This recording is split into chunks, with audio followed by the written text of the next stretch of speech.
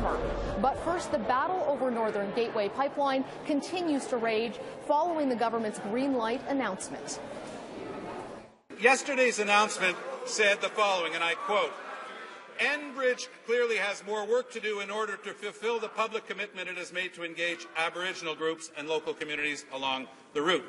Does the Prime Minister not understand that it engages the honour of the Crown to deal with First Nations? That's the government. That's his responsibility. He cannot subcontract the honour of the Crown to Enbridge. The British Columbia government says that the Northern Gateway Pipeline has not met the crucial condition of being in BC's economic interest. BC First Nations and communities have been clear that this project threatens the thousands of jobs that rely on a healthy Pacific North coast. If the province, its citizens and First Nations firmly oppose this pipeline, why did the Prime Minister say yes? The government is obliged by law to respond to the findings of an expert scientific independent panel that spent many months examining this project and consulting the public and other affected interests. As a consequence, the government has imposed some 200 conditions on the project, and the regulator is now tasked with ensuring that the company, the proponent, fulfills those conditions moving forward. We did request interviews from BC Premiers Christy Clark and her Environment Minister as well, Mary Polak, and we wanted their reaction to the Gateway decision, but they declined to appear on the show today. Instead, the Premier sent out a reminder publicly regarding the conditions that she had placed on the pipeline via Twitter. Her tweet reads, "Our 5 conditions remain firm. Meeting them is the only way to get a yes to any heavy oil pipeline proposal." There were also calls today in the House of Commons for Conservative members from British Columbia to speak out about the decision. Several refused to take questions today from reporters, but those who did stop to speak with the media defended the decision laid out by their government. I support the process, and I support the great environment, the most beautiful place on earth, the province that I come from, and I think that all Canadians are going to benefit from this. Hey, I'm a British Columbian and I'm a Canadian person. And I do want to mention that we did put in interview requests for the Conservatives from BC, those MPs, as well as to Natural Resource Minister Greg Rickford. They all turned us down and did not want to appear on the show today. They were not available. But many First Nations and environmental groups have been very vocal today in their opposition of this proposed project and plan to continue their fight. Right now we are joined by one of them. Ben West, Tar Sands Campaign Director for Forest Ethics Advocacy, joins me from Vancouver. Ben, thanks for joining me. I want to start today by asking you a little bit about your plan going forward. You now have a decision, and you have said that you are going to engage in, quote, non-violent direct action against this pipeline. What does that mean? Hey, Mercedes, good afternoon. You know, I think what we're looking at right now is a really interesting moment in the history of our province. You know, this is really unlike anything we've seen in BC other than maybe the standoff at Clayoquot Sound historically. You know, the call for direct action has actually come from a number of different places, including First Nations group who put out a Hold the Wall pledge, which you can see at holdthewall.ca. In the first 48 hours, 10,000 people signed the pledge to stand with them in nonviolent direct action, if it comes to that. Since then, I think the number is closer to 22,000 people.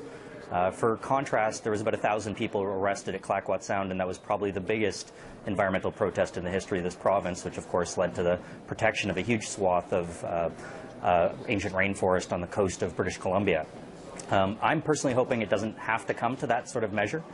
With the stance from the provincial government officially coming out against the proposal in their submission to the Joint Review Panel, the ongoing concerns that are being raised and the fact that they're saying the 5 conditions have not been met, it's quite possible that our Premier will act to interfere also with First Nations lawsuits.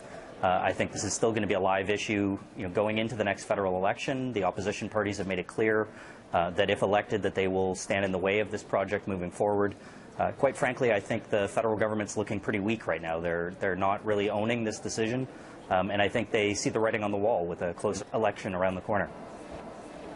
Now, Ben, you've talked about the federal government and your position on this. They've attacked you directly. They've called groups like yours radical. They've accused you of getting millions of dollars from the United States to stop a Canadian pipeline. Do you anticipate more of that kind of rhetoric, and how do you respond to it? Well, I mean, frankly, I think that rhetoric's really backfired for them. You know, what we've seen is that the government has really dialed back their rhetoric in recent months. You know, we heard that this was a critical project for nation building, and yet yesterday we didn't even have a press conference with any ministers, and it seemed like all the BC MPs were limited in their ability to even speak to media. So in that sense, I think they're realizing that this goes a lot further than just environmental groups and First Nations, that many regular, everyday British Columbians are very concerned about this. And I think, frankly, it's bringing together a number of different groups. You know, everybody from those who are concerned about fishing and hunting on our coast, folks who are concerned about the health of their communities, as well as environmentalists and people who are concerned about climate change, both here and internationally.